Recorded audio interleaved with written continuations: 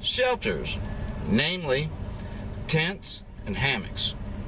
So we're going to take a very serious look at this because we're beginning, and keep in mind that this video is for the people that are just starting the journey and learning how to get along and be comfortable and have the best and sexiest time that they can in the bush.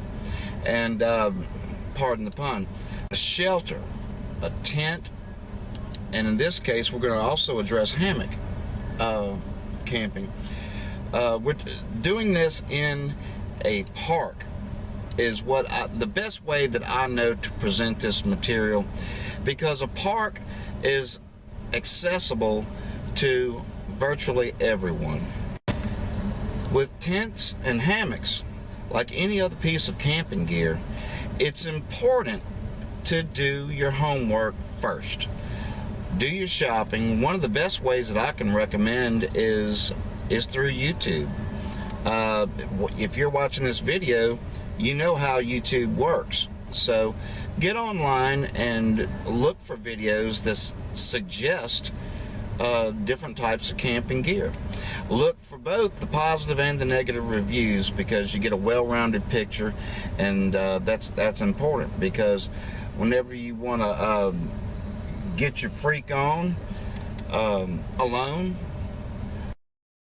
or with a friend out in the woods, you better have a nice shelter.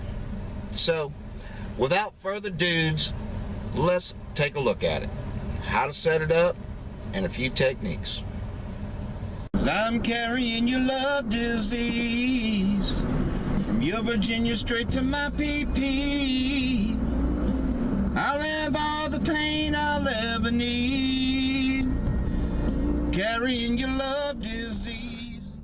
Looking on the ground and finding a place that's flat and that has excellent water drain off is important. But before you look, well, don't just leave it at the ground. You also need to be looking up, because widowmaker limbs that are just barely hanging, that are dead, that haven't fallen yet, and usually fall whenever there's a little wind going, they can certainly cause great injury or even deaths. Well, the first thing we're going to look at is a hammock type shelter. If you notice the ground here, it's not the most level thing in the world. If you have unlevel ground, a hammock may be the best option. The hammock that I'm using is going to be the Eno, or the Eagle Nest Outfitters double nest hammock.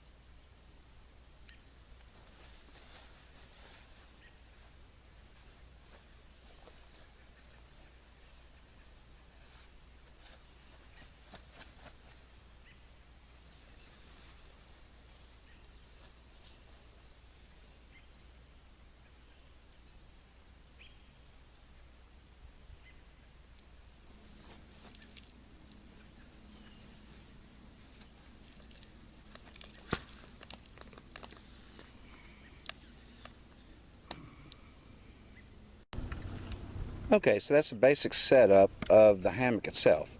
Now for rain protection and wind protection, we need to set up a ridge line and a tarp. Okay, in setting our ridge line up, I've already made a loop around the other tree. And so right now, I need to make sure that the line is taut or tight. Okay? And this is the line that I'm going to hang my tarp from. Okay? So to do that, we're going to do a very simple tension knot called a trucker's hitch. It's very easy to do. Okay? So what you're going to do with your taut line that's right here, you're going to take it like this, put your finger in it, give it a twist, take the free line that's right here, pull back.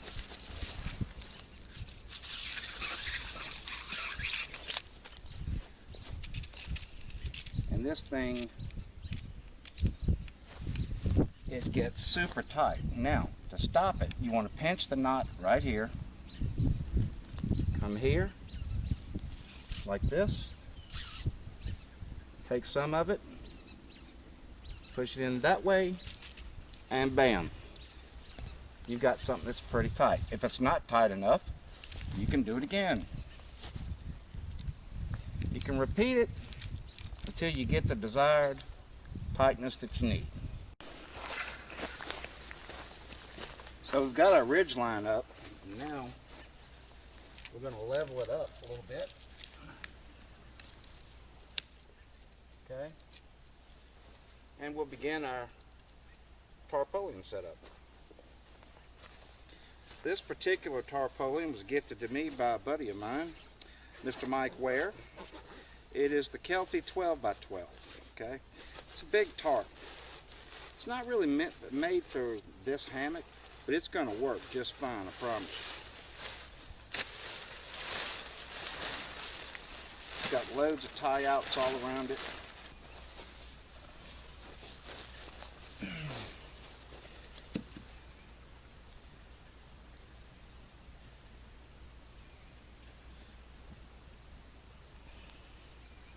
Notice I'm pointing the stake this way to put tension against it so it doesn't rip out.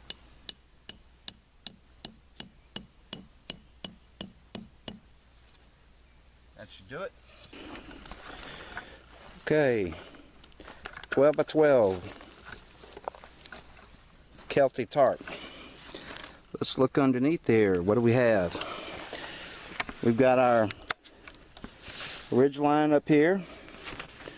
We've got our tarp. And this is going to protect us from the wind and the rain. The only thing we haven't showed you in this setup, in the hammock setup, is how to arrange your bedding. And I'm not going to do that, but I'm going to show you in the tent setup. The same principle applies. In both places, you need to have a sort of an insulating mat to lay on. Now with hammock camping, especially in the northern areas of the country, it's very important to have what's called an underquilt. Okay, have that barrier between you and the ground or the bare air. Okay, it's gonna make you cold. I can tell you that from experience. You will freeze. So get a sleeping mat or pad. Yeah, and then the quadriplegic rapist says, "Oh, that's what color it is." Now we're going to take a look at tents and how to put them up and a few techniques that'll help us out, keep us dry. Okay, setting up a tent shelter. First thing that you need to do is look at your ground. Okay, this, you want to get it as flat as possible. This is okay, it's not too bad. This is not. This is a swimming pool waiting to happen and a headache waiting to happen if you sleep with your head going downhill. Okay, so you want to get the flattest, most debris-free place that you can find. Today we're going to look at this little one-man shelter. This is the Magellan Scout tent. Now this particular tent is definitely not the best that money can buy. It's just the one that I have on hand. Okay, they've improved the sizing of it. It used to be short. The Scout tent originally was made for just that, for youth, for scouts. But adults started buying them, started complaining that they weren't big enough. So Magellan, to help their customers out, they've improved the sizing. Now the tent, the footprint is 8 foot long. So we'll take a look at it. Another great use for tarpaulins is to put a footprint or a vapor barrier, moisture barrier between the tent and the ground. It's critically important, even with tents that have floors. Don't think just because it has a floor in it that you're good. If you get a little pinprick in there and it rains and water comes up there, it's going to find it. It's going to make its way up through your floor and you're going to be soaking wet. So, making great progress with setting up this tent. Remember the footprint I was telling you about? It's important to have it tucked under here, even with the walls of your tent. If you don't want to create a funnel that's going to catch rain and funnel it underneath your tent. Okay, now we're just going to take a little walk around. With the completed setup,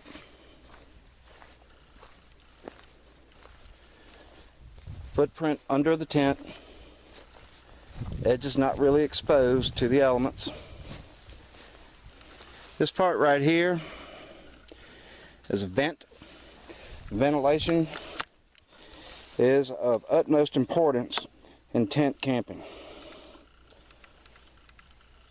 Just you exhaling when you're sleeping, especially in the wintertime, you'll wake up in a bathtub. So proper ventilation is very important. A properly ventilated tent will keep you warmer than one that's closed up completely. Alright, now it's time to set up our sleeping arrangements. First thing you want to have is an insulated mat. This is one you can purchase from any Army surplus store. Okay? Use this a lot.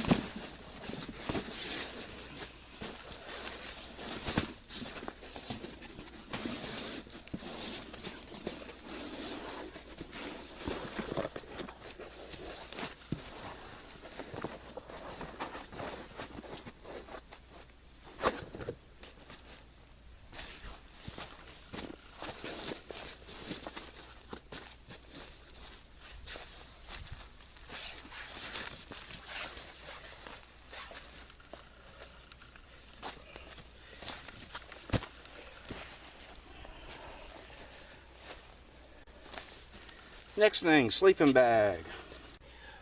If it's going to get down to 40 degrees Fahrenheit, get a sleeping bag that's rated for 10. Those temperature ratings are a best case scenario, and they're hardly ever practical in the field. Last but not least, this is a luxury, but one I will never be without again. And that's simply a camp pillow. Now looking inside the tent, we've got both a moisture and thermal barrier. Got our sleeping bag and got a pillow. One thing that is a bad design with this tent, the opening slants this way.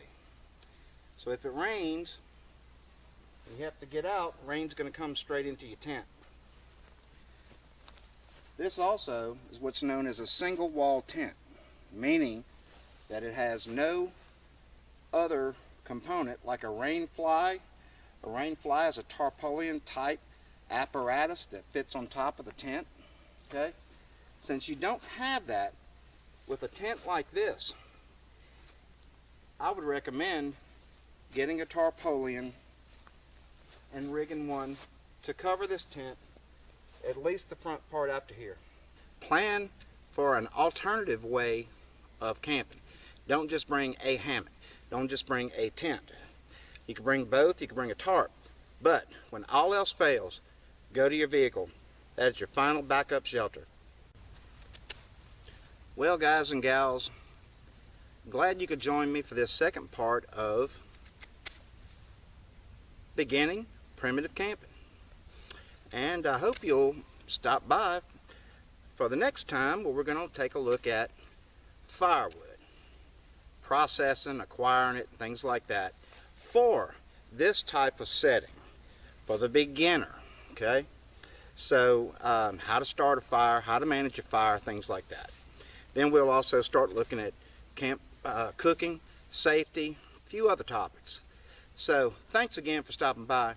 I'm Donnie Pavlini of Donnie Pavlini Outdoors, and we'll see you in the woods. Happy camping.